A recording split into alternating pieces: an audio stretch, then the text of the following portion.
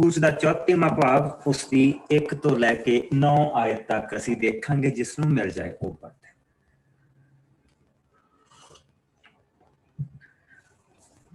ਮੈਂ ਪੜ੍ਹ ਦਿੰਦਾ ਪਾਸਟਰ ਜੀ। ਜੋ ਹੈ ਮੇਰਾ ਪੱਟੀਆਂ ਦਾ ਫੇਰ ਲਿਖਿਆ ਜਾਣਾ। ਇਹ 128 ਪੰਨਾ ਆ ਮੋਹਰਲੇ ਪਾਸੇ। ਪ੍ਰਭੂ ਨੇ ਮੂਸਾ ਨੂੰ ਕਿਹਾ, ਤੂੰ ਹੁਣ ਫੇਰ ਪਹਿਲੇ ਵਰਗੀਆਂ ਪੱਥਰ ਦੀਆਂ 2 ਪੱਟੀਆਂ ਕੱਟ ਕੇ ਤਿਆਰ ਕਰ ਜੋ ਤੂੰ ਤੋੜ ਦਿੱਤੀਆਂ ਹਨ। ਮੈਂ ਉਹਨਾਂ ਉੱਤੇ ਪਹਿਲੇ ਵਾਲੀਆਂ ਗੱਲਾਂ ਫੇਰ ਲਿਖਾਂਗਾ। ਤੂੰ ਕੱਲ ਅੰਮ੍ਰਿਤ ਵੇਲੇ ਤਿਆਰ ਹੋ ਕੇ ਮੇਰੇ ਕੋਲ ਸੀਨੇ ਪਹਾੜ ਦੀ ਚੋਟੀ ਤੇ ਫੇਰ ਆ ਜਾ। ਧਿਆਨ ਰੱਖਣਾ ਕਿ ਤੇਰੇ ਨਾਲ ਕੋਈ ਦੂਜਾ ਮਨੁੱਖ ਪਹਾੜ ਤੇ ਨਾ ਆਵੇ ਅਤੇ ਨਾ ਹੀ ਕੋਈ ਇਸ ਤੇ ਲਾਗੇ ਦਿਖਾਈ ਦੇਵੇ, ਇੱਥੋਂ ਤੱਕ ਕਿ ਕੋਈ ਪਸ਼ੂ ਵੀ ਪਹਾੜ ਦੇ ਹੇਠਾਂ ਤੱਕ ਚੁਗੇ ਨਾ। ਸੋ ਮੂਸਾ ਨੇ ਪਹਿਲੇ ਵਰਗੀਆਂ ਹੀ ਪੱਥਰ ਦੀਆਂ 2 ਪੱਟੀਆਂ ਕੱਟ ਕੇ ਬਣਾਈਆਂ ਅਤੇ ਪ੍ਰਭੂ ਦੀ ਆਗਿਆ ਅਨੁਸਾਰ ਉਹਨਾਂ ਨੂੰ ਲੈ ਕੇ ਪਹਾੜ ਤੇ ਚੜ੍ਹ ਗਿਆ।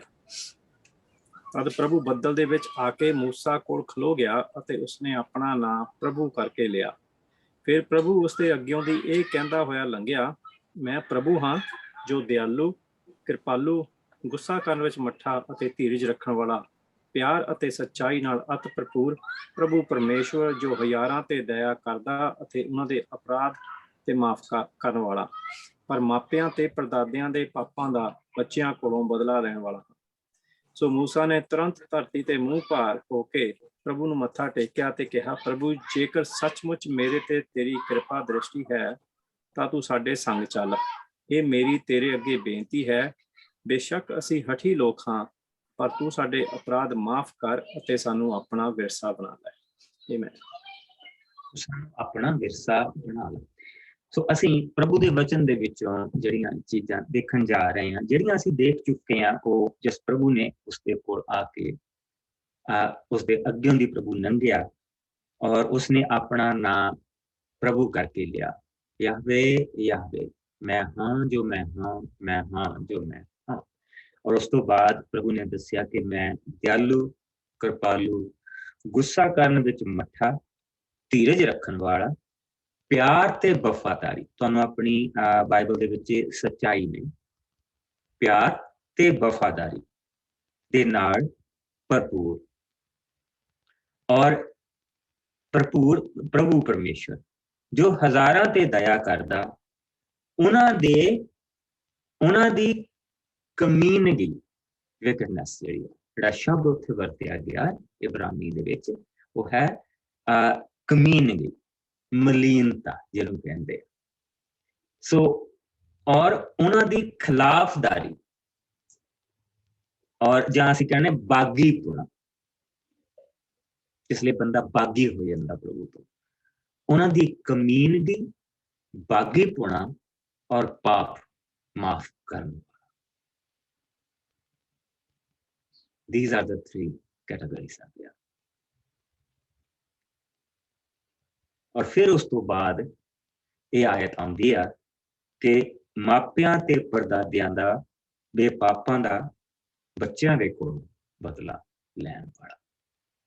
ਸੋ ਅਸੀਂ ਦਿਆਲੂ ਦੇਖ ਲਿਆ ਸੀ, ਪ੍ਰਭੂ ਦਾ ਕਿਰਪਾਲੂ ਹੋਣਾ ਦੇਖ ਲਿਆ ਸੀ, ਗੁੱਸਾ ਕਰਨ ਵਿੱਚ ਮੱਠਾ ਔਰ ਧੀਰਜ ਰੱਖਣ ਵਾਲਾ, ਕਿਉਂਕਿ ਅਸੀਂ ਇਹ ਸਾਰੀਆਂ ਸਟੋਰੀਆਂ ਦੇ ਨਾਲ ਅਸੀਂ ਸਾਰਾ ਨਵੇਂ ਨਿਯਮ ਦੇ ਵਿੱਚ ਪ੍ਰਭੂ ਯਿਸੂ ਮਸੀਹ ਦੀ ਉਦਾਹਰਨ ਤੋਂ ਅਸੀਂ ਦੇਖਿਆ ਸੀ ਕਿ ਪ੍ਰਭੂ ਯਿਸੂ ਮਸੀਹ ਨੇ ਜਿਹੜੀਆਂ ਉਦਾਹਰਨਾਂ ਦਿੱਤੀਆਂ, ਉਹਨਾਂ ਦੇ ਰਾਹੀਂ ਅਸੀਂ ਇਹਨਾਂ ਸਾਰੀਆਂ ਚੀਜ਼ਾਂ ਨੂੰ ਸਿੱਖਿਆ ਸੀ। ਅਸੀਂ ਯਹੋਨਾ ਦੇ 4ਥੇ ਭਾਗ ਦੇ ਵਿੱਚ ਉਸ ਔਰਤ ਨੂੰ ਦੇਖਿਆ ਸੀਗਾ ਜੋ ਘੜਾ ਪਾਣੀ ਦਾ ਲੈ ਕੇ ਆਈ ਸੀ, ਔਰ ਪ੍ਰਭੂ ਨੇ ਕਿਸ ਤਰ੍ਹਾਂ ਆਪਣਾ ਦਿਆਲੂ ਹੋਣਾ, ਆਪਣਾ ਤਰਸ, ਸ਼ਬਦ ਹੈ ਤਰਸ, ਕਿੱਦਾਂ ਪ੍ਰਭੂ ਨੇ ਤਰਸ ਉਸ ਔਰਤ ਤੇ ਕੀਤਾ ਔਰ ਉਸਨੂੰ ਕਿੱਡੀ ਵੱਡੀ ਪ੍ਰਭੂ ਨੇ ਬਰਕਤ ਦਿੱਤੀ।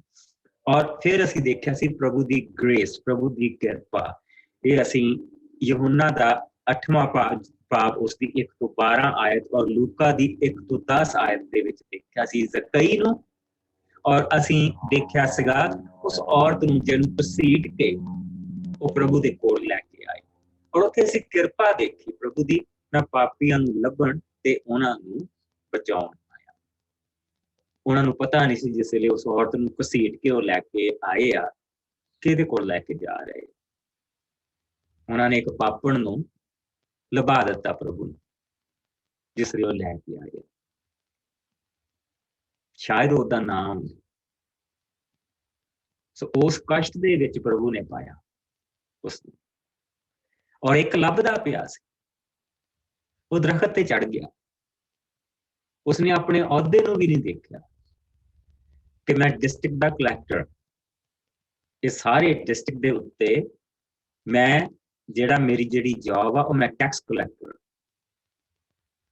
उसने उसकी परवाह नहीं की, वो दरखत ते चढ़ गया और प्रभु ने कहा कि अज मुक्ति इस घर दे विच आई।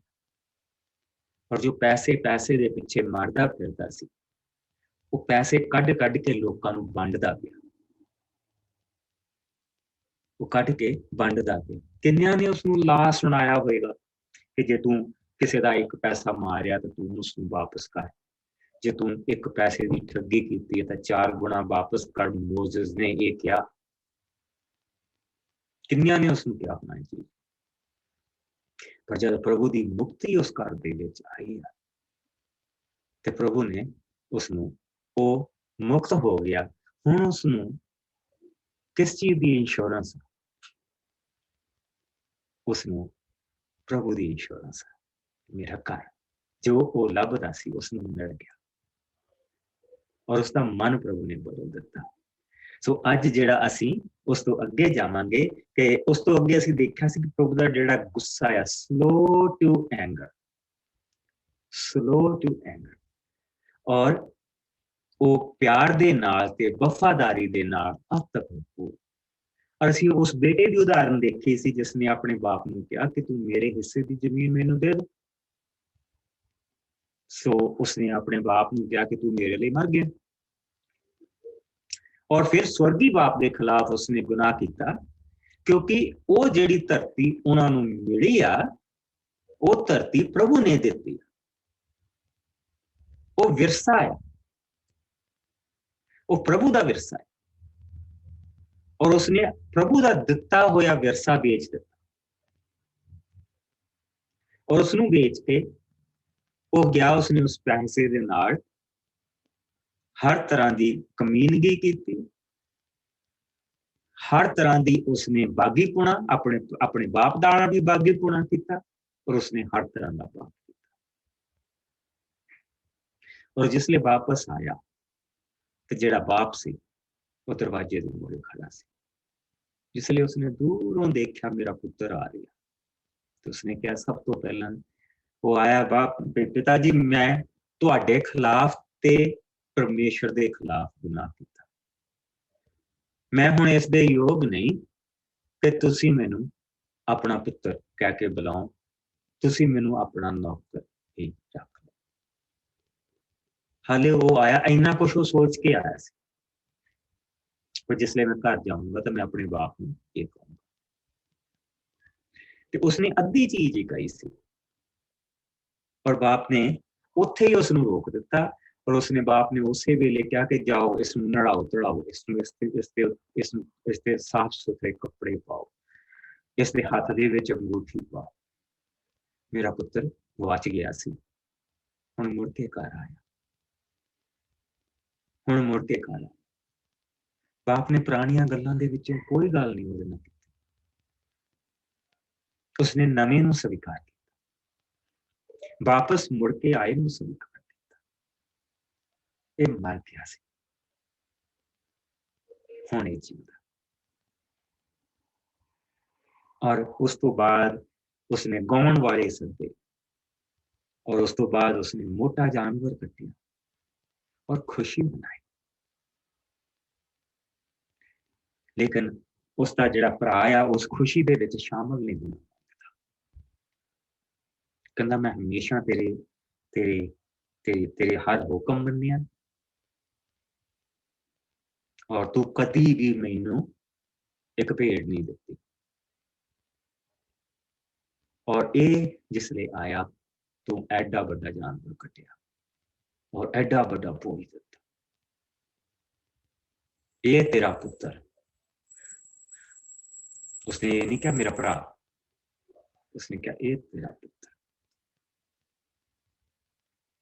जो जिसने तेरी जायदाद कंजरियां दे उत्ते उड़ा दी, उसनू तेरे लिए तू ये सब कुछ करता।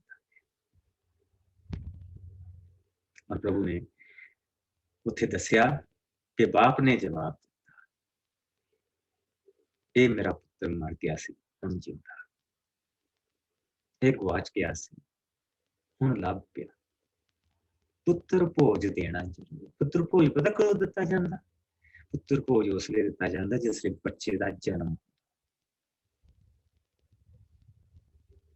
ਉੱਥੇ ਪ੍ਰਭੂ ਯਿਸੂ ਮਸੀਹ ਕਹਿ ਰਹੇ ਆ he is born again।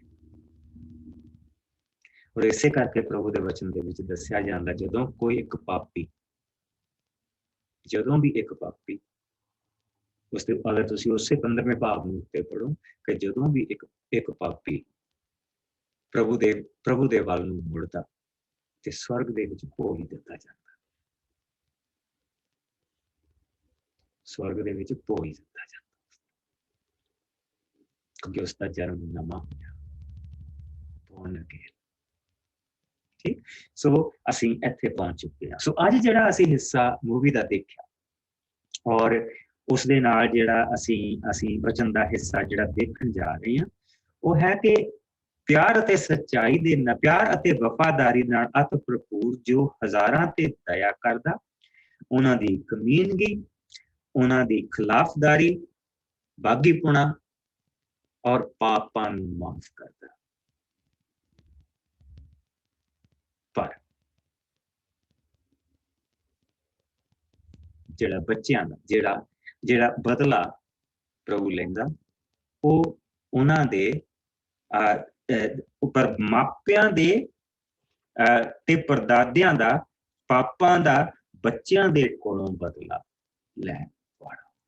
ਸੋ ਹੁਣ ਅਸੀਂ ਇਸ ਹਿੱਸੇ ਨੂੰ ਖੋਲ ਕੇ ਦੇਖਾਂਗੇ ਕਿਉਂਕਿ ਇਹ ਜਿਹੜਾ ਹਿੱਸਾ ਆ ਇਸ ਨੂੰ ਬੜੇ ਤਰੀਕਿਆਂ ਦੇ ਨਾਲ ਦੇਖਿਆ ਜਾਂਦਾ, ਪਰ ਜਿਸ ਤਰੀਕੇ ਦੇ ਨਾਲ ਅਸੀਂ ਦੇਖਾਂਗੇ ਉਹ ਤਰੀਕਾ ਜਿਹੜਾ ਉਹ ਸਾਡੇ ਤੇ ਹੁਣ ਸਾਫ਼ ਹੋਏਗਾ। ਸੋ ਆਓ ਪਹਿਲਾਂ ਅਸੀਂ ਇਸੇ ਚੈਪਟਰ ਦੀ 10 ਆਇਤ ਤੋਂ ਲੈ ਕੇ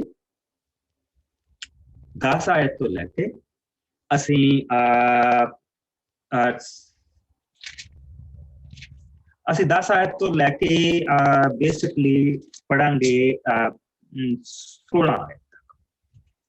ਮੈਂ ਪੜ੍ਹ ਦੇਣੀ ਪਾਸਟਰ ਜੀ। ਨੇਮ ਦਾ ਫਿਰ ਨਵੇਂ ਸਿਰਿਓਂ ਬੰਨੇ ਜਾਣਾ। ਪ੍ਰਭੂ ਨੇ ਮੂਸਾ ਨੂੰ ਕਿਹਾ, ਮੈਂ ਹੁਣ ਤੁਹਾਡੇ ਨਾਲ ਨੇਮ ਬੰਨਦਾ ਹਾਂ। ਮੈਂ ਇਹਨਾਂ ਸਭ ਲੋਕਾਂ ਦੇ ਸਾਹਮਣੇ ਇਹੋ ਜਿਹੇ ਅਦਭੁਤ ਕੰਮ ਕਰਾਂਗਾ ਜਿਹੋ ਜਿਹੇ ਪਹਿਲੇ ਕਦੇ ਸਾਰੀ ਧਰਤੀ ਤੇ ਕਿਸੇ ਕੌਮ ਦੇ ਸਾਹਮਣੇ ਨਾ ਕੀਤੇ ਗਏ ਹੋਣ। ਸਭ ਲੋਕ ਜਿਨ੍ਹਾਂ ਵਿਚਕਾਰ ਤੁਸੀਂ ਰਹਿ ਰਹੇ ਹੋ ਮੇਰੇ ਕੰਮ ਦੇਖਣਗੇ ਕਿਉਂਕਿ ਮੈਂ ਤੁਹਾਡੇ ਨਾਲ ਅਤ ਭਿਅੰਕਰ ਕੰਮ ਕਰਨ ਜਾ ਰਿਹਾ ਹਾਂ। ਤੁਸੀਂ ਮੇਰੇ ਇਹਨਾਂ ਸਭ ਹੁਕਮਾਂ ਦੀ ਪਾਲਣਾ ਕਰਨਾ ਜੋ ਅੱਜ ਮੈਂ ਤੁਹਾਨੂੰ ਦੇਵਾਂਗਾ। ਮੈਂ ਤੁਹਾਡੇ ਸਾਹਮਣੇ ਇਹਨਾਂ ਸਭ ਲੋਕਾਂ, ਅਮੋਰੀਆਂ, ਕਨਾਨੀਆਂ, ਹਿੱਤੀਆਂ, ਫਰਿੱਜੀਆਂ, ਹਿਵੀਆਂ ਅਤੇ ਜਬੂਸੀਆਂ ਨੂੰ ਕੱਢ ਦੇਵਾਂਗਾ। ਪਰ ਤੁਸੀਂ ਆਪਣਾ ਧਿਆਨ ਰੱਖਣਾ, ਕਿਸੇ ਤਰ੍ਹਾਂ ਦੀ ਕੋਈ ਸੰਧੀ ਉੱਥੋਂ ਦੇ ਲੋਕਾਂ ਨਾਲ ਨਾ ਕਰਨਾ ਕਿਉਂਕਿ ਉਹੀ ਤੁਹਾਨੂੰ ਭਟਕਾ ਸਕਦੀ ਹੈ।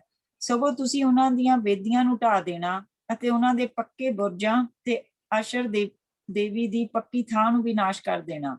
ਤੁਸੀਂ ਕਿਸੇ ਪਰਾਏ ਦੇਵਤੇ ਦੀ ਉਪਾਸਨਾ ਨਾ ਕਰਨਾ ਕਿਉਂਕਿ ਤੁਹਾਡਾ ਪ੍ਰਭੂ ਅਰਥਾਤ ਮੈਂ ਈਰਖਾ ਕਰਨ ਵਾਲਾ ਪ੍ਰਭੂ ਹਾਂ। ਨਾ ਹੀ ਤੁਸੀਂ ਉੱਥੋਂ ਦੇ ਨਿਵਾਸੀਆਂ ਨਾਲ ਕੋਈ ਸੰਧੀ ਕਰਨਾ ਕਿਉਂਕਿ ਉਹ ਆਪਣੇ ਦੇਵਤਿਆਂ ਸਾਹਮਣੇ ਤੁਹਾਡੇ ਕੋਲੋਂ ਵੀ ਪਾਪ ਕਰਵਾ ਸਕਦੇ ਹਨ। ਉਹ ਬਲੀ ਚੜਾਉਂਦੇ ਸਮੇਂ ਤੁਹਾਨੂੰ ਵੀ ਉਸ ਬਲੀ ਵਿੱਚੋਂ ਖਾਣ ਲਈ ਦੇ ਸਕਦੇ ਹਨ। ਨਾ ਹੀ ਤੁਸੀਂ ਆਪਣੇ ਪੁੱਤਰਾਂ ਦਾ ਵਿਆਹ ਉਹਨਾਂ ਦੀਆਂ ਧੀਆਂ ਨਾਲ ਕਰਨਾ ਕਿਉਂਕਿ ਉਹ ਵੀ ਤੁਹਾਡੇ ਪੁੱਤਰਾਂ ਤੋਂ ਆਪਣੇ ਦੇਵਤਿਆਂ ਦੀ ਉਪਾਸਨਾ ਕਰਨ ਦੁਆਰਾ ਪਾਪ ਕਰਵਾ ਸਕਦੀਆਂ ਹਨ। ਅਸੀਂ ਇੱਥੇ ਪੜ੍ਹਿਆ, ਜਿਹੜਾ ਸ਼ਬਦ ਪੜ੍ਹਿਆ ਉਹ ਹੈ ਕਿ ਮੈਂ ਤੁਹਾਡੇ ਸਾਹਮਣੇ ਉਹਨਾਂ ਲੋਕਾਂ ਨੂੰ ਕੱਢਾਂਗਾ, ਅਮੋਰੀਆਂ ਨੂੰ, ਕਨਾਨੀਆਂ ਨੂੰ, ਹਿੱਤੀਆਂ ਨੂੰ, ਫਰਿੱਜੀਆਂ ਨੂੰ, ਹਿੱਬੀਆਂ ਨੂੰ, ਯਬੂਸੀਆਂ ਨੂੰ ਮੈਂ ਉੱਥੋਂ ਕੱਢ ਦੇਵਾਂਗਾ ਔਰ ਪਰ ਤੁਸੀਂ ਆਪਣਾ ਧਿਆਨ ਰੱਖਣਾ। ਨਾ ਹੁਣ ਚਲੀ ਅਸੀਂ ਉੱਥੇ ਪਹੁੰਚਣਾ ਆ ਤੇ ਅਸੀਂ ਇਹ ਦੇਖਣਾ ਕਿ ਕਿਸ ਤਰ੍ਹਾਂ ਪ੍ਰਭੂ ਦੀ ਤਲਵਾਰ ਉਹਨਾਂ ਦਾ ਨਾਸ਼ ਕਰ। ਪ੍ਰਭੂ ਨੇ ਕਹਿਣਾ ਕਿ ਇਹਨਾਂ ਦਾ ਕੋਈ ਜਾਨ ਨਾ ਬਚੇ, ਇਹਨਾਂ ਦਾ ਕੋਈ ਜਾਨਵਰ ਨਾ ਬਚੇ, ਇਹਨਾਂ ਦੀ ਹਰ ਚੀਜ਼ ਨੂੰ ਅੱਗ ਲਾ ਦੇ। ਕਿਉਂ ਪ੍ਰਭੂ ਨੇ ਇਹ ਸਾਰਾ ਕੁਝ ਕੀਤਾ? ਦੋ ਚੀਜ਼ਾਂ, ਦੋ ਹਿੱਸੇ ਅਸੀਂ ਹੁਣ ਦੇਖਾਂਗੇ ਕਿਉਂਕਿ ਅਸੀਂ ਇਹ ਦੇਖਦੇ ਪਏ ਹਾਂ ਕਿ ਉਹ ਮਾਪਿਆਂ ਤੇ ਪਰਦਾਦਿਆਂ ਦਾ ਬੱਚਿਆਂ ਤੋਂ ਬਦਲਾ ਲੈਣ ਵਾਲਾ। ਸੋ ਉਹਦੇ ਲਈ ਸਾਨੂੰ ਹੁਣ ਪਿੱਛੇ ਜਾਣਾ ਪੈਣਾ ਉਤਪਤੀ ਪੋਥੀ ਦੇ ਵਿੱਚ ਜਿੱਥੇ ਨੋਹਾ ਆਪਣੇ ਪੋਤੇ ਨੂੰ ਸਰਾਪ ਦਿੰਦਾ ਪਿਆ। ਔਰ आओ असी इस दी 24 आयत तो देखिए। सो असी इत्थे देख चुके हैं कि नोहा जिहड़ा उसदे उत्तों कपड़ा उड़ गया जां कपड़ा लत्था सी, लेकिन उसदे बच्चियां ने जिहड़ा एक आया, उसने पोता आया, उसका नंगेज देखिया, अपने बाप हाम नूं बुला के लियाया। उसने जाके कुछ नहीं किया, उन्हें जाके अपने दूजे दो भरावां नूं लैके आया, शैम नूं ते याफत नूं लैके आया, ते उन्होंने पिछे अपने बाप वाल नहीं देखा, पर कपड़ा लैके बैग पुछे नूं तुरदियां ने अपने बाप दे उत्ते पा दिता। सो हुण ओह उन्हां नूं श्राप दे रहा। सो असी आओ इस दे 23 आयत तो असी पढ़ांगे। चैप्टर हैगा 9वां, पन्ना है 12 पुराने नियम दा।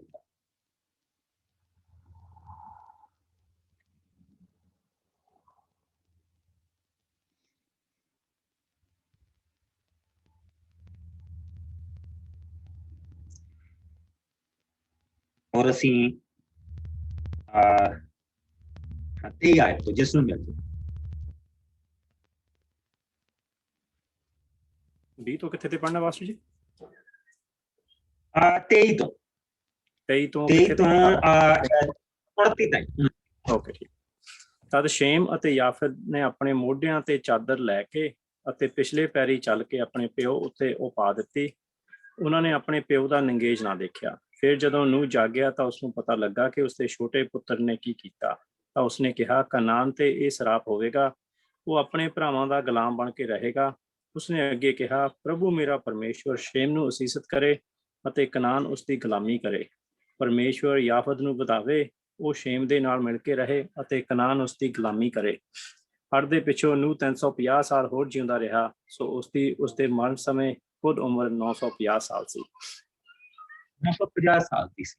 ਸੋ ਜਿਸ ਲਈ ਆਪਾਂ ਸਾਲ ਲਿਖਦੇ ਪਏ ਸੀਗੇ, ਅਸੀਂ ਇੱਥੇ ਲਿਖਿਆ ਸੀ 2312 ਸਾਲ ਮਸੀਹ ਦੇ ਆਉਣ ਤੋਂ ਪਹਿਲਾਂ। ਠੀਕ। ਔਰ ਉਸ ਤੋਂ ਬਾਅਦ ਕਿਉਂਕਿ ਕਨਾਨ ਦੇ ਵਿੱਚ ਜਿਹੜੀ ਇਹ ਅਸੀਂ ਕਰਸ ਦੇਖਦੇ ਹਾਂ, ਜਿਹੜੀ ਬਦਸੀਸ ਦੇਖਦੇ ਹਾਂ, ਉਹ ਹਾਮ ਦੇ ਪਰਿਵਾਰ ਨੂੰ ਮਿਲੀ। ਔਰ ਹਾਮ ਦੇ ਪਰਿਵਾਰ ਨੇ ਸਾਰਾ ਕਨਾਨ ਦਾ ਦੇ ਇਲਾਕਾ ਬਸਾਇਆ। ਉਹਨਾਂ ਦੇ ਵਿੱਚ ਇਹ ਯਬੂਸੀ, ਗਿਰਗਿਸੀ ਜਿੰਨੇ ਵੀ ਹੈਗੇ ਇਹ ਸਾਰੇ ਆਉਂਦੇ ਆ, ਕਿਉਂਕਿ ਉਹਨਾਂ ਦੇ ਬੇਟਿਆਂ ਦੇ ਨਾਵਾਂ ਤੋਂ ਜਿਹੜੇ ਉੱਥੇ ਕੁਣਬੇ ਬੈਠੇ ਹੋ ਆ, ਉਹਨਾਂ ਦੀ ਗੱਲ ਹੋ ਰਹੀ ਆ। ਸੋ ਉਸ ਤੋਂ ਬਾਅਦ ਸਾਨੂੰ ਸਾਰੇ ਬੇਟਿਆਂ ਦੇ ਨਾਮ ਦਿੱਤੇ ਗਏ ਆ। ਔਰ ਸਾਨੂੰ ਇਹ ਪਤਾ ਕਿ ਇਸੇ ਖਾਨਦਾਨ ਦੇ ਵਿੱਚੋਂ ਇੱਕ ਨਿਮਰੋਦ ਉੱਠਿਆ ਸੀ। ਪ੍ਰਭੂ ਨੇ ਉਸਨੇ ਉਹਨਾਂ ਨੂੰ ਕਿਹਾ ਸੀ ਕਿ ਸਾਰੀ ਧਰਤੀ ਭਰ ਦਿਓ, ਪਰ ਨਹੀਂ, ਨਿਮਰੋਦ ਜਿਹੜਾ ਸੀ ਇੱਕ ਬਹਾਦਰ ਸੀ। ਨਿਮਰੋਦ ਨੇ ਉਹਨਾਂ ਦਾ ਧਿਆਨ ਪ੍ਰਭੂ ਤੋਂ ਦੂਰ ਕਰਕੇ ਆਪਣੇ ਵੱਲ ਨੂੰ ਲਾ ਲਿਆ ਸੀ। ਔਰ ਅਸੀਂ ਜਿੱਦਾਂ ਉਸਨੇ ਸ਼ਹਿਰ ਵਸਾਏ ਸੀ, ਉਹਨਾਂ ਸ਼ਹਿਰਾਂ ਤੋਂ ਅਸੀਂ ਦੇਖ ਸਕਦੇ ਹਾਂ, ਉਹਨਾਂ ਸ਼ਹਿਰਾਂ ਦੇ ਨਾਵਾਂ ਤੋਂ ਅਸੀਂ ਦੇਖ ਸਕਦੇ ਹਾਂ ਕਿ ਉਸਨੇ ਸ਼ੁਰੂਆਤ ਬਹੁਤ ਸੋਹਣੀ ਕੀਤੀ, ਪਰ ਉਸਦਾ ਏਜੰਡਾ ਕੁਛ ਹੋਰ ਸੀ। ਔਰ ਉਸ ਏਜੰਡੇ ਨੂੰ ਲਿਆਉਂਦਾ ਅਖੀਰ ਉਸਨੇ ਲੋਕਾਂ ਦਾ ਧਿਆਨ ਆਪਣੇ ਤੇ ਲਾ ਲਿਆ। ਔਰ ਅਖੀਰ ਉਸਨੇ ਇੱਕ ਬੁਰਜ ਬਣਾਇਆ, ਇੱਕ ਮੰਦਿਰ ਬਣਾਇਆ। ਬੇਸਿਕਲੀ ਉਸਨੇ ਇੱਕ ਮੰਦਿਰ ਬਣਾਇਆ। ਸੋ ਅਸੀਂ 11ਵੇਂ ਭਾਗ ਦੇ ਵਿੱਚ ਦੇਖਦੇ ਪਏ ਹਾਂ ਕਿ ਉਸਨੇ ਇੱਕ ਬਹੁਤ ਵੱਡਾ ਮੰਦਿਰ ਬਣਾਇਆ। ਔਰ ਅਸੀਂ ਅਗਰ ਇੱਥੇ ਦੇਖੀਏ ਵੀ ਤਾਂ ਇਹ ਸਾਨੂੰ ਬੇਸਿਕਲੀ ਇਹ ਸਾਰੇ ਨਾਮ ਮਿਲਣੇ ਸ਼ੁਰੂ ਹੋ ਜਾਂਦੇ ਆ ਕਿ ਇਹ ਜਿੰਨੇ ਵੀ ਲੋਕ, ਜਿੰਨੇ ਵੀ ਕਬੀਲੇ ਹੈਗੇ ਆ, ਉਹ ਹਾਮ ਦੇ ਕਬੀਲੇ ਦੇ ਵਿੱਚ ਆਉਂਦੇ ਆ। ਅਗਰ ਅਸੀਂ 15ਵੀਂ ਆਇਤ ਦੇਖੀਏ 10ਵੇਂ ਭਾਗ ਦੀ, ਤਾਂ ਉੱਥੇ ਅਸੀਂ ਪੜ੍ਹਦੇ ਹੈਗੇ ਆ ਕਿ ਕਨਾਨ ਦਾ ਜੇਠਾ ਪੁੱਤਰ ਸਿਦੋਨ ਸੀ ਅਤੇ ਉਸਦੇ ਬਾਕੀ ਦੇ ਪੁੱਤਰਾਂ ਦੇ ਨਾਂ ਇਹ ਸਨ, ਯਬੂਸੀ, ਪ੍ਰਭੂ ਨੇ ਯਬੂਸੀਆਂ ਦੀ ਧਰਤੀ ਦੇਣੀ ਆ। ਅਮੋਰੀ, ਪ੍ਰਭੂ ਨੇ ਉਹਨਾਂ ਨੂੰ ਅਮੋਰੀਆਂ ਦੀ ਧਰਤੀ ਦੇਣੀ ਆ। ਗਿਰਗਿਸੀ, ਪ੍ਰਭੂ ਨੇ ਉਹਨਾਂ ਨੂੰ ਗਿਰਗਿਸੀਆਂ ਦੀ ਧਰਤੀ ਦੇਣੀ ਆ। ਹਿੱਬੀ, ਉਸ ਤੋਂ ਬਾਅਦ ਇਹ ਕਈ ਇਹਨਾਂ ਦੇ ਵਿੱਚੋਂ ਆਏ ਤੇ ਕਈ ਚਲੇ ਗਏ, ਲੇਕਿਨ ਜਿਸ ਲਈ ਅਸੀਂ ਇਹਨਾਂ ਨਾਮਾਂ ਨੂੰ ਪੜ੍ਹਦੇ ਪਏ ਹਾਂ ਔਰ ਫਿਰ ਕਨਾਨ ਦੇ ਨਾਂ ਦੇ ਉੱਤੇ ਬਹੁਤ ਵੱਡਾ ਸਾਰਾ ਇਲਾਕਾ ਜਿਹੜਾ ਸੀ ਉਸਨੂੰ ਕਨਾਨ ਕਿਹਾ ਜਾਂਦਾ ਸੀ, ਉਹ ਉਹਦੇ ਨਾਮ ਦੇ ਉੱਤੇ ਵਸਿਆ ਸੀ। ਅਸੀਂ 2312 ਸਾਲ ਪਹਿਲਾਂ ਇੱਕ ਸਰਾਪ ਦੇਖਦੇ ਪਏ,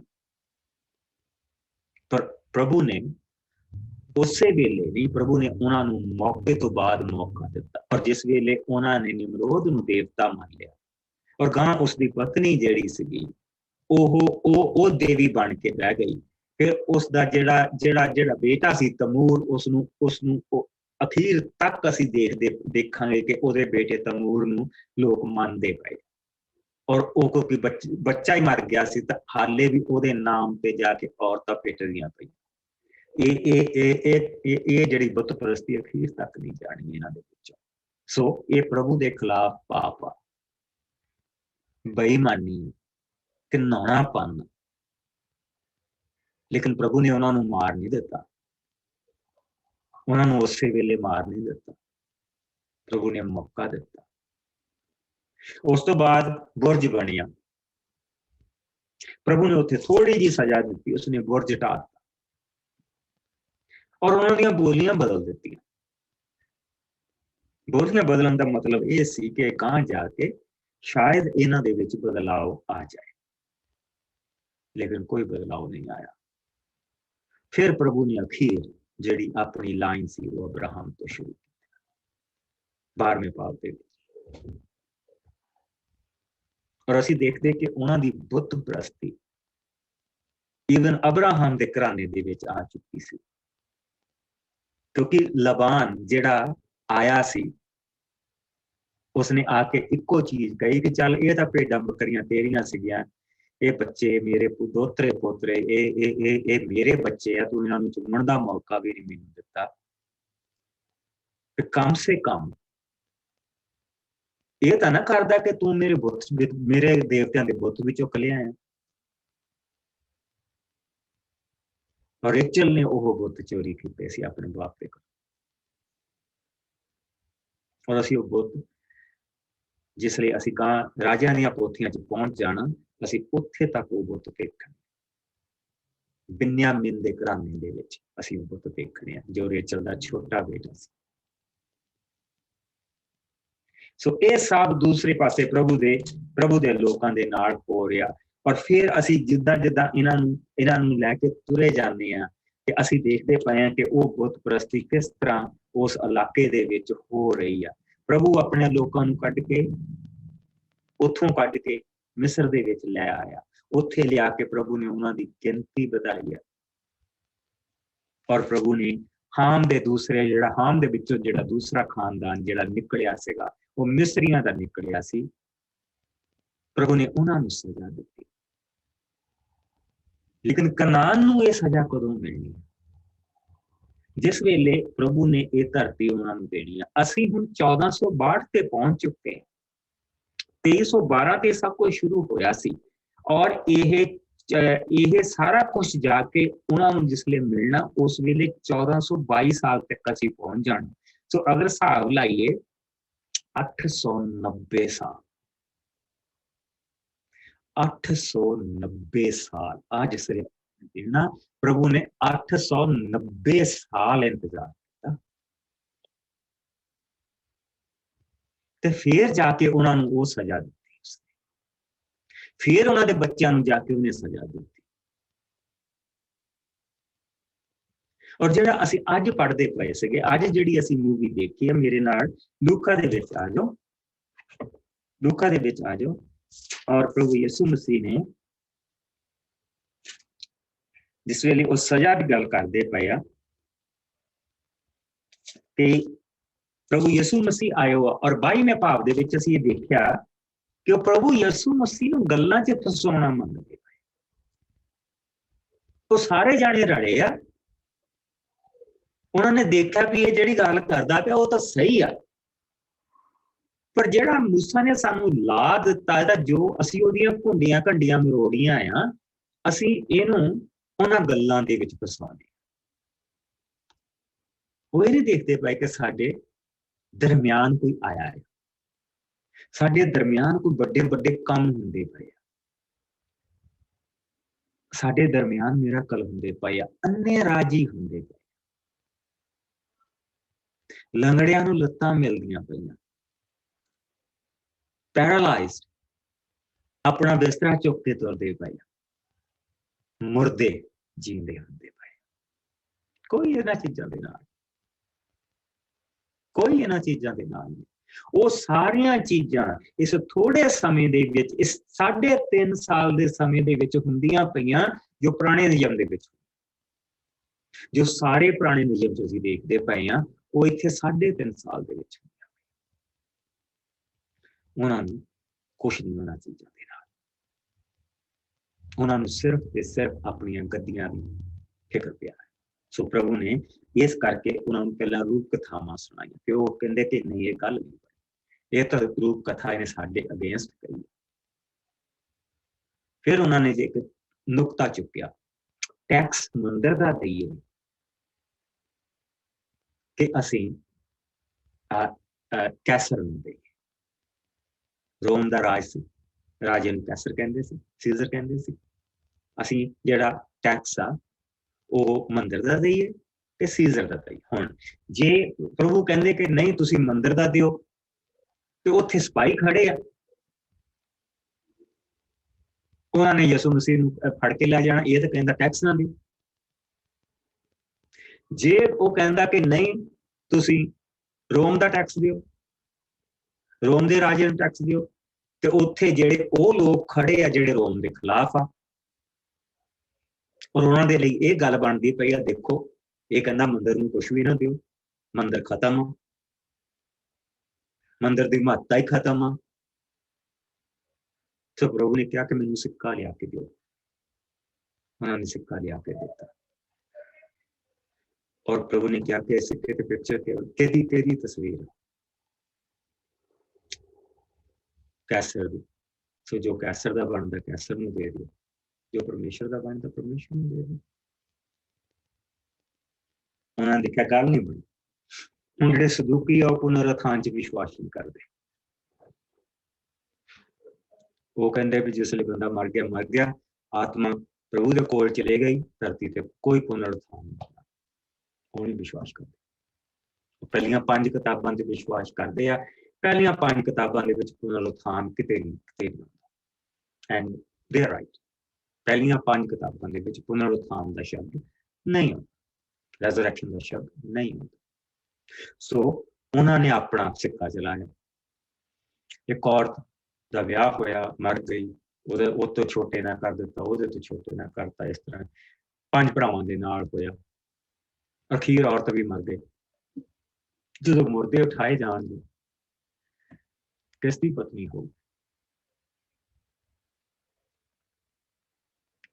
ਪ੍ਰਭੂ ਯਿਸੂ ਮਸੀਹ ਨੇ ਕਿਹਾ ਕਿ ਨਾ ਤੁਹਾਨੂੰ ਵਚਨ ਦਾ ਪਤਾ, ਨਾ ਤੁਸੀਂ ਪੜ੍ਹਦੇ ਤੇ ਨਾ ਤੁਹਾਨੂੰ ਇਹਦੀ ਸਮਝ। ਪ੍ਰਭੂ ਜਿਉਂਦਿਆਂ ਦਾ ਪਰਮੇਸ਼ਰ, ਤਦੇ ਤਾਂ ਉਸਨੇ ਕਿਹਾ ਕਿ ਮੈਂ ਅਬਰਾਹਮ ਦਾ,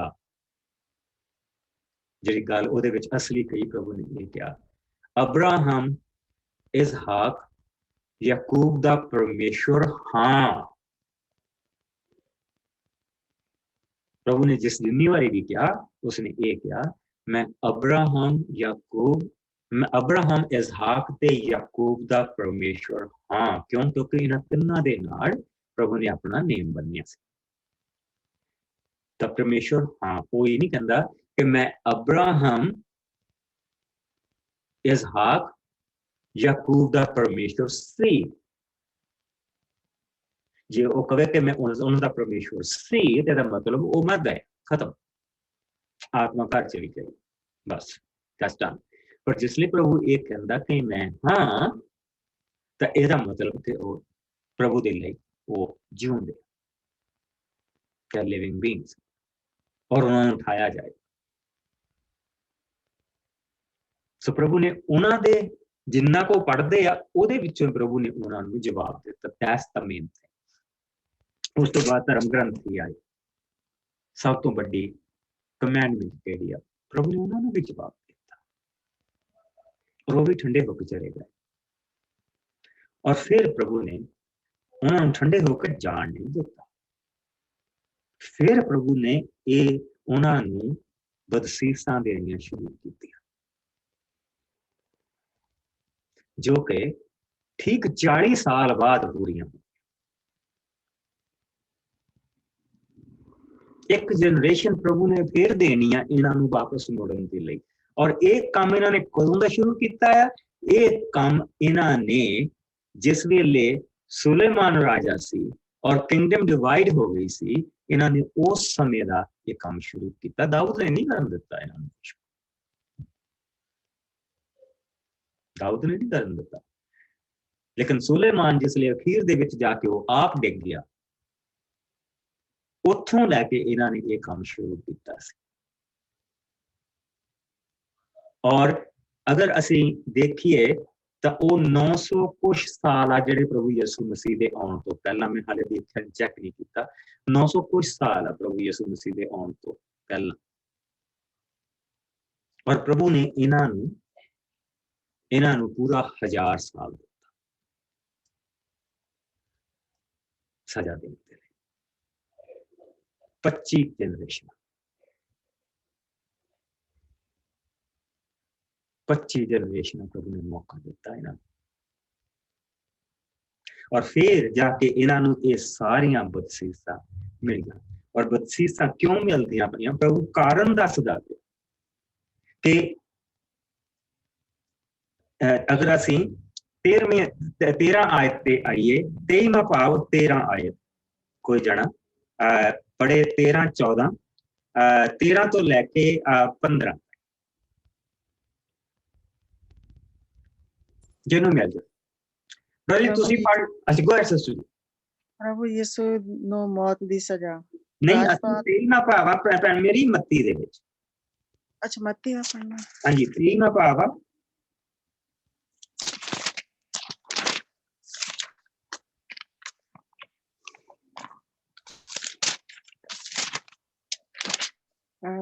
ਦੀ ਕਿੰਨੀ ਪੜ੍ਹਨੀ ਸੀ ਪਹਿਲਾਂ? 15 ਤੱਕ। ਪ੍ਰਭੂ ਯਿਸੂ ਉਹਨਾਂ ਨੂੰ ਝਾੜਦੇ ਹਨ, ਹੇ ਪਖੰਡੀ ਧਰਮ ਗ੍ਰੰਥੀਓ ਅਤੇ ਫਰੀਸੀਓ, ਅਫਸੋਸ ਹੈ ਤੁਹਾਡੇ ਉੱਤੇ, ਤੁਸੀਂ ਸਵਰਗ ਦੇ ਰਾਜ ਦਾ ਦਰਵਾਜ਼ਾ ਲੋਕਾਂ ਲਈ ਬੰਦ ਕਰਦੇ ਹੋ। ਤੁਸੀਂ ਨਾ ਤਾਂ ਆਪ ਅੰਦਰ ਜਾਂਦੇ ਹੋ ਅਤੇ ਨਾ ਹੀ ਉਹਨਾਂ ਲੋਕਾਂ ਨੂੰ ਅੰਦਰ ਜਾਣ ਦਿੰਦੇ ਹੋ ਜੋ ਅੰਦਰ ਜਾਣ ਦੀ ਕੋਸ਼ਿਸ਼ ਕਰਦੇ ਹਨ। ਹੇ ਪਖੰਡੀ ਧਰਮ ਗ੍ਰੰਥੀਓ ਅਤੇ ਫਰੀਸੀਓ, ਅਫਸੋਸ ਹੈ ਤੁਹਾਡੇ ਉੱਤੇ, ਤੁਸੀਂ ਵਿਧਵਾਵਾਂ ਦੇ ਘਰਾਂ ਨੂੰ ਹੜਪ ਕਰ ਜਾਂਦੇ ਹੋ ਅਤੇ ਦਿਖਾਵੇ ਲਈ ਲੰਬੀਆਂ ਲੰਬੀਆਂ ਪ੍ਰਾਰਥਨਾਵਾਂ ਕਰਦੇ ਹੋ। ਇਸੇ ਕਾਰਨ ਤੁਹਾਨੂੰ ਕਠੋਰ ਸਜ਼ਾ ਮਿਲੇਗੀ। ਹੇ ਪਖੰਡੀ ਧਰਮ ਗ੍ਰੰਥੀਓ ਅਤੇ ਫਰੀਸੀਓ, ਅਫਸੋਸ ਹੈ ਤੁਹਾਡੇ ਉੱਤੇ, ਤੁਸੀਂ ਇੱਕ ਆਦਮੀ ਨੂੰ ਆਪਣੇ ਧਰਮ ਵਿੱਚ ਲਿਆਉਣ ਲਈ ਜਲ ਥਲ ਇੱਕ ਕਰ ਦਿੰਦੇ ਹੋ ਅਤੇ ਜਦੋਂ ਉਹ ਆ ਜਾਂਦਾ ਹੈ ਤਾਂ ਤੁਸੀਂ ਉਸ ਨੂੰ ਆਪਣੇ ਨਾਲੋਂ ਵੀ ਜ਼ਿਆਦਾ ਨਰਕ ਕੁੰਡ ਦਾ ਭਾਗੀ ਬਣਾਉਂਦੇ ਹੋ। ਹੇ ਅੰਨੇ ਰਾਬਰੋ, ਅਫਸੋਸ ਹੈ ਤੁਹਾਡੇ ਉੱਤੇ। ਠੀਕ ਹੈ ਸਿਸਟਰ ਜੀ, ਓਕੇ ਜੀ, ਠੀਕ ਹੈ। ਅਗਰ ਇਸ ਨੂੰ ਅਸੀਂ ਧਿਆਨ ਦੇ ਨਾਲ ਦੇਖੀਏ, ਸ਼ਬਦ ਹੈ ਵੋ ਦਾ ਮਤਲਬ ਹੁੰਦਾ ਸਰਾਫ। ਸਰਾਫ ਆ ਤੁਹਾਡੇ, ਸਰਾਫ ਆ ਤੁਹਾਡੇ ਉੱਤੇ ਕਿ ਤੁਸੀਂ ਨਾ ਤਾਂ ਆਪ ਅੰਦਰ ਜਾਂਦੇ, ਨਾ ਕਿਸੇ ਹੋਰ ਨੂੰ ਜਾਣ ਦਿੰਦੇ, ਔਰ ਜਲ ਥਲ ਇੱਕ ਕਰ ਦਿੰਦੇ ਆ ਤੁਸੀਂ ਇੱਕ ਬੰਦੇ ਨੂੰ ਆਪਣੇ ਧਰਮ ਦੇ ਵਿੱਚ ਲਿਆਉਣ ਦੇ ਲਈ। ਔਰ ਜਦ ਉਹ ਆ ਜਾਂਦਾ ਤੇ ਫਿਰ ਤੁਸੀਂ ਉਹਨੂੰ ਕਹਿੰਦੇ ਆ ਕਿ ਤੂੰ ਮੰਦਿਰ ਦੇ ਅੰਦਰ ਹੀ ਨਹੀਂ ਆ ਸਕਦਾ, ਤੂੰ ਆਪਣੇ ਆਪ ਨੂੰ ਗਾਡ ਫੀਅਰਿੰਗ ਜਿਊ ਕਹਿ ਸਕਦਾ। ਪਰ ਜਿਹੜਾ ਚੜਾਵਾ ਆ ਉਹ ਤੂੰ ਸਾਨੂੰ ਦੇ ਦੇ ਤਾਂ ਅਸੀਂ ਅੰਦਰ ਲੈ ਜਾਂਦੇ। ਯਾਨੀ ਕਿ ਚੜਾਵੇ ਵਾਲੀ ਜਗ੍ਹਾ ਤੇ ਵੀ ਨਹੀਂ ਹੋ ਜਾ ਸਕਦਾ ਜੇ ਦੂਜੀ ਕੌਮ ਦੇ ਵਿੱਚੋਂ ਕੋਈ ਬੰਦਾ ਆ।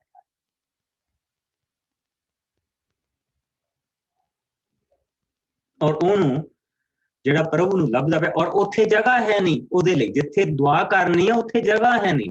ਇੱਕ ਬਾਹਰ ਇੱਕ ਉਸਨੇ ਬਣਾਇਆ ਸੀਗਾ, ਇੱਕ ਇਹਨਾਂ ਨੇ ਬਣਾਈ ਸੀ ਜਗ੍ਹਾ ਜਿੱਥੇ ਅੰਨੇ ਲੂਲੇ ਲੰਗੜੇ ਤੇ ਜਿਹੜੇ ਦੂਜੀਆਂ ਕੌਮਾਂ ਦੇ ਵਿੱਚ ਯਹੂਦੀ ਬਣ ਕੇ ਆਏ ਆ, ਉਹਨਾਂ ਦੇ ਲਈ ਦੁਆ ਦੀ ਜਗ੍ਹਾ ਸੀਗੀ। ਇਹਨਾਂ ਨੇ ਉੱਥੇ ਮੰਡੀ ਲਾਈ ਹੋਈ ਸੀ, ਉੱਥੇ ਭੇਡਾਂ ਬੱਕਰੀਆਂ ਵੇਚਦੀਆਂ ਸੀ, ਉੱਥੇ ਪੈਸੇ ਚੇਂਜ ਕਰਨ ਵਾਲੇ ਬੈਠੇ ਸੀ।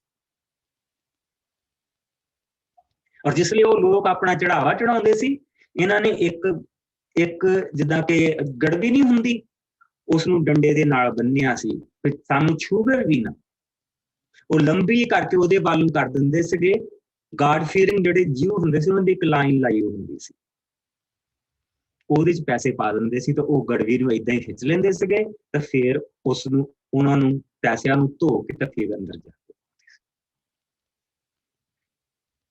ਇਹ ਹਾਲਤ ਕਰਦੇ ਸੀ। ਔਰ ਉਸ ਤੋਂ ਬਾਅਦ ਸਾਨੂੰ ਪ੍ਰਭੂ ਨੇ ਦੱਸਣਾ ਕਿ ਤੁਸੀਂ ਚੜਾਵੇ ਨੂੰ, ਹੁਣ ਉਹ ਤੁਹਾਡੇ ਗੱਲ ਸਮਝ ਆਉਣੀ, ਚੜਾਵੇ ਨੂੰ ਇਹ ਕਿੰਨੀ ਵੱਡੀ ਚੀਜ਼ ਬਣਾਉਂਦੇ। ਸੋ ਆਓ 16 ਤੋਂ ਲੈ ਕੇ 22 ਤੱਕ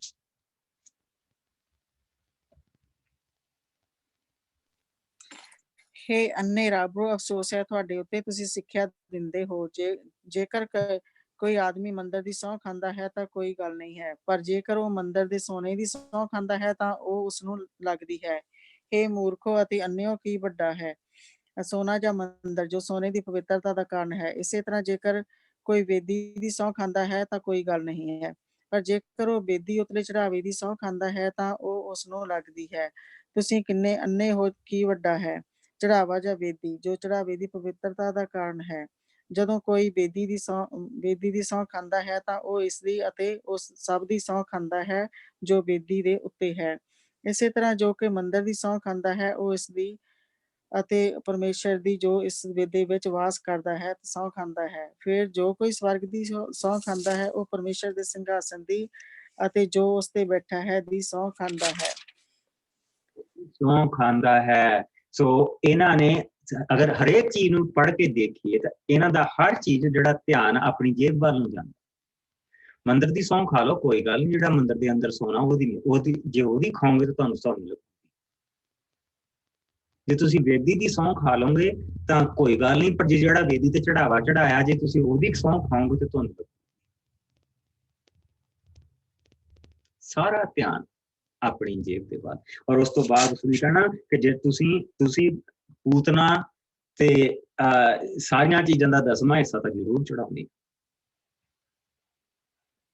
ਪਰ ਤੁਸੀਂ ਉਸ ਚੀਜ਼ ਨੂੰ ਭੁੱਲ ਗਏ, ਦਇਆ ਨੂੰ ਭੁੱਲ ਗਏ। ਉਹ ਚੜਾਵੇ ਦੇ ਨਾਲ ਲੋਕਾਂ ਦੇ ਉੱਤੇ ਦਇਆ ਕੀਤੀ ਜਾਣੀ ਸੀ। ਇਹ ਪਖੰਡੀ ਧਰਮ ਗ੍ਰੰਥੀਓ, ਫਰੀਸੀਓ, ਅਫਸੋਸ ਹੈ ਤੁਹਾਡੇ ਤੇ ਉੱਤੇ। ਪਰਮੇਸ਼ਵਰ ਦੇ ਅੱਗੇ ਚੜਾਵੇ ਦੇ ਤੌਰ ਤੇ ਹਰ ਪ੍ਰਕਾਰ ਦੀਆਂ ਹਰੀਆਂ ਸਬਜ਼ੀਆਂ, ਪੂਤਨਾ, ਸੌਂਫ, ਜੀਰੇ ਦਾ 10ਵਾਂ ਹਿੱਸਾ ਚੜਾਉਂਦੇ ਹੋ, ਪਰ ਤੁਸੀਂ ਨੇਮ ਸ਼ਾਸਤਰ ਦੀ ਅਸਲ ਸਿੱਖਿਆ ਅਰਥਾਤ ਉਲੰਘਣਾ ਅਰਥਾਤ ਨਿਆਂ, ਦਇਆ, ਵਿਸ਼ਵਾਸ ਦੀ ਉਲੰਘਣਾ ਕਰਦੇ ਹੋ। ਚੰਗਾ ਹੁੰਦਾ ਕਿ ਤੁਸੀਂ ਪਰਮੇਸ਼ਵਰ ਨੂੰ 10ਵਾਂ ਹਿੱਸਾ ਵੀ ਦਿੰਦੇ, ਪਰ ਨਿਆਂ, ਦਇਆ ਅਤੇ ਵਿਸ਼ਵਾਸ ਦੀ ਉਲੰਘਣਾ ਨਾ ਕਰਦੇ। ਅੰਨੇ ਰਾਹ ਲੋ, ਤੁਸੀਂ ਮੱਛਰ ਨੂੰ ਤਾਂ ਛੱਡ ਦਿੰਦੇ ਹੋ ਪਰ ਊਂਠ ਨੂੰ ਖਾ ਜਾਂਦੇ। ਜੇ 10ਵਾਂ ਹਿੱਸਾ ਚੜਾਉਂਦੇ ਤੇ ਜਾਂਦਾ ਕਿੱਥੇ ਪਿਆ? ਉਹਨਾਂ ਦੀ ਆਪਣੀ ਜੇਬ ਦੇ ਵਿੱਚ। ਪਰ 10ਵਾਂ ਹਿੱਸਾ ਹੈ ਕਾਹਦੇ ਲਈ? ਵਿਧਵਾਵਾਂ ਦੇ ਲਈ, ਅਨਾਥਾਂ ਦੇ ਲਈ, ਮੰਦਰ ਦੇ ਖਰਚੇ ਦੇ ਲਈ। ਉਹ ਨਹੀਂ ਦਿੰਦੇ, ਪਰ ਉਹ ਨਹੀਂ ਦਿੰਦੇ। ਇਸ ਕਰਕੇ ਪ੍ਰਭੂ ਨੇ ਉਸ ਵਿਧਵਾ ਨੂੰ ਅਸੀਸ ਦਿੱਤੀ ਸੀ। ਲੋਕ ਉਹਨਾਂ ਦੇ ਮੂਹਰੇ ਨਗਾੜੇ ਵੱਜਦੇ ਪਏ ਆ, ਮੰਦਰ ਦੇ ਵਿੱਚ ਆਉਂਦੇ ਪਏ ਆ, ਐਨ ਖਿਲਾਰ ਕੇ ਸੋਨੇ ਦੇ ਸਿੱਕੇ ਉਹਨਾਂ ਨੇ ਛੱਜ ਦੇ ਵਿੱਚ ਪਾਇਓ ਆ, ਉੱਚਾ ਜਿਹਾ ਕਰਕੇ ਉਸਨੂੰ ਪਾਉਂਦੇ ਆ ਤੇ ਉਹ ਖਣ ਖਣ ਖਣ ਖਣ ਕਰਦਾ ਥੱਲੇ ਨੂੰ ਜਾਂਦਾ। ਇੱਕ ਵਿਧਵਾ ਆਈ, ਉਸਨੇ ਤਾਂਬੇ ਦੇ 2 ਸਿੱਕੇ, ਤਾਂ ਪ੍ਰਭੂ ਯਿਸੂ ਮਸੀਹ ਨੇ ਉਸਦੀ ਵਡਿਆਈ ਕਹਿੰਦਾ ਇਹਨਾਂ ਨੇ ਆਪਣੇ ਵਾਧੂ ਦੇ ਵਿੱਚੋਂ ਦਿੱਤਾ, ਪਰ ਇਸ ਵਿਚਾਰੀ ਨੇ ਜੋ ਕੁਛ ਇਸ ਦੇ ਕੋਲ ਸੀ, ਇਸਨੇ ਸਭ ਕੁਛ ਦਿੱਤਾ, ਸਭ ਕੁਛ ਦਿੱਤਾ।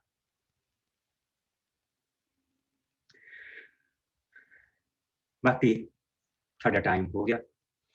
ਬਾਕੀ ਇਸ ਹਿੱਸੇ ਨੂੰ ਕੱਲ ਨੂੰ ਖਤਮ ਕਰਾਂਗੇ ਔਰ ਦੇਖਾਂਗੇ ਕਿ ਪ੍ਰਭੂ ਯਿਸੂ ਮਸੀਹ ਨੇ ਜਿਸ ਲਈ ਇਹਨਾਂ ਨੂੰ ਸਰਾਪ ਦੇਣਾ, ਉਹ ਕਿੰਨੇ ਸਮੇਂ ਤੋਂ ਬਾਅਦ ਆ ਕੇ ਇਹਨਾਂ ਦੇ ਉੱਤੇ ਪੂਰਾ ਹੋ। ਸੋ ਜਿਸ ਲਈ ਪ੍ਰਭੂ ਕਹਿੰਦਾ ਕਿ ਮਾਪਿਆਂ ਤੇ ਪਰਦਾਦਿਆਂ ਦੇ ਬੱਚਿਆਂ ਦਾ ਬਦਲਾ ਲੈਣ, ਬੱਚਿਆਂ ਤੇ ਜਾ ਕੇ ਜਨਰੇਸ਼ਨਸ ਐਂਡ ਜਨਰੇਸ਼ਨਸ ਲੰਘ ਜਾਂਦੀਆਂ, ਮੈਂ ਇੰਤਜ਼ਾਰ ਕਰਦਾ ਰਹਿਣਾ, ਮੈਂ ਝੱਲਦਾ ਰਹਿਣਾ, ਪਰ ਅੰਤ ਜਿਸ ਵੇਲੇ ਮਨੁੱਖਤਾ ਦੇ ਉੱਤੇ ਉਹ ਦੁੱਖ ਮਨੁੱਖਤਾ ਦਾ ਬਣ ਜਾਂਦਾ, ਫਿਰ ਨਹੀਂ ਮੈਂ ਚੱਲਦਾ, ਫਿਰ ਮੈਂ ਸਮਝਦਾ। ਔਰ ਉਹਨਾਂ ਹਿੱਸਿਆਂ ਦਾ ਅਰਥ ਇਹ ਪ੍ਰਭੂ ਜੀ ਤੇਰਾ ਬਹੁਤ ਸ਼ੁਕਰ ਕਰਦੇ ਹਾਂ ਤੇਰੇ ਇਸ ਸਮੇਂ ਦੇ ਲਈ ਜੋ ਤੂੰ ਸਾਨੂੰ ਬਖਸ਼ਦਾ, ਥੋੜਾ ਜਿਹਾ ਸਮਾਂ ਤੂੰ ਸਾਨੂੰ ਦਿੰਦਾ, ਔਰ ਇਸ ਦੇ ਵਿੱਚ ਪ੍ਰਭੂ ਜੀ ਅਸੀਂ ਤੇਰੇ ਵਚਨ ਨੂੰ ਪੜ੍ਹਦੇ ਹਾਂ, ਤੇਰੇ ਵਚਨ ਦੇ ਵਿੱਚੋਂ ਸਿੱਖਦੇ ਹਾਂ। ਤੂੰ ਸਾਡਾ ਦਿਆਲੂ, ਕਿਰਪਾਲੂ, ਗੁੱਸਾ ਕਰਨ ਵਿੱਚ ਮੱਠਾ, ਪਿਆਰ ਕਰਨ ਵਾਲਾ ਪਰਮੇਸ਼ਵਰ, ਜੋ ਦਇਆ, ਵਫਾਦਾਰੀ ਔਰ ਪਿਆਰ ਦੇ ਨਾਲ ਅਤ ਭਰਪੂਰ। ਜੋ ਸਾਡਾ ਰਾਹਬਰ, ਔਰ ਪ੍ਰਭੂ ਜੀ ਜੋ ਇਸ ਧਰਤੀ ਤੇ ਜਿੰਨਾ ਚਿਰ ਅਸੀਂ ਰਹਿੰਦੇ ਸਾਡੇ ਨਾਲ ਰਹਿੰਦਾ, ਔਰ ਜਦ ਅਸੀਂ ਇੱਥੋਂ ਕੂਚ ਕਰਦੇ ਹਾਂ ਤੇ ਅਸੀਂ ਉਸ ਦੇ ਨਾਲ, ਜਿਸ ਨੇ ਆਪਣੀ ਜਾਨ ਦੇ ਕੇ ਸਾਨੂੰ ਜਾਨ ਦਿੱਤੀ। ਪਿਆਰੇ ਪ੍ਰਭੂ, ਤੂੰ ਸਾਡੇ ਸਭ ਦੇ ਨਾਲ ਬਣਿਆ ਰਹੇ। ਤੇਰੀ ਦਇਆ, ਤੇਰਾ ਰਹਿਮ, ਤੇਰਾ ਪਿਆਰ ਸਾਡੇ ਸਭ ਦੇ ਇਰਦ ਗਿਰਦ ਬਣਿਆ, ਸਾਡੇ ਬੱਚਿਆਂ ਦੇ ਨਾਲ ਬਣਿਆ ਰਹੇ। ਸਾਨੂੰ ਸਰੀਰਕ, ਮਾਨਸਿਕ ਔਰ ਪ੍ਰਭੂ ਜੀ ਇਸੇ ਤਰ੍ਹਾਂ ਪ੍ਰਭੂ ਜੀ ਆਤਮਿਕ ਤੰਦਰੁਸਤੀ ਦੇ, ਨਵਾਂ ਪਾਉਂਦੇ ਅਸੀਂ, ਤਾਂ ਕਿ ਅਸੀਂ ਤੇਰੇ ਵਿੱਚ ਬਚ ਸਕੀਏ ਔਰ ਤੇਰੇ ਬਣੇ ਰਹੀਏ ਹੁਣ ਤੋਂ ਲੈ ਕੇ ਜਦ ਤੱਕ ਅਸੀਂ ਦੁਆਰਾ ਮਿਲੀਏ। ਪ੍ਰਭੂ ਜੀ ਤੇਰੀ ਸ਼ਾਂਤੀ, ਤੇਰਾ ਆਰਾਮ, ਤੇਰੀ ਰਾਖੀ ਸਾਡੇ ਸਭ ਨਾਲ, ਮਸੀਹ ਯਿਸੂ ਦੇ ਮਿੱਠੇ ਔਰ ਪਿਆਰੇ ਨਾਮ ਦੇ ਵਿੱਚ ਉਹ ਸਾਰੇ ਪ੍ਰਭੂ ਰੱਖਿਆ। ਆਮੀਨ। ਲਸੀ ਕੱਲ ਨੂੰ ਮਿਲਾਂਗੇ ਔਰ ਕੱਲ ਨੂੰ ਆਪਾਂ ਇਸ ਹਿੱਸੇ ਨੂੰ ਖਤਮ ਕਰਾਂਗੇ ਔਰ ਫਿਰ ਅੱਗੇ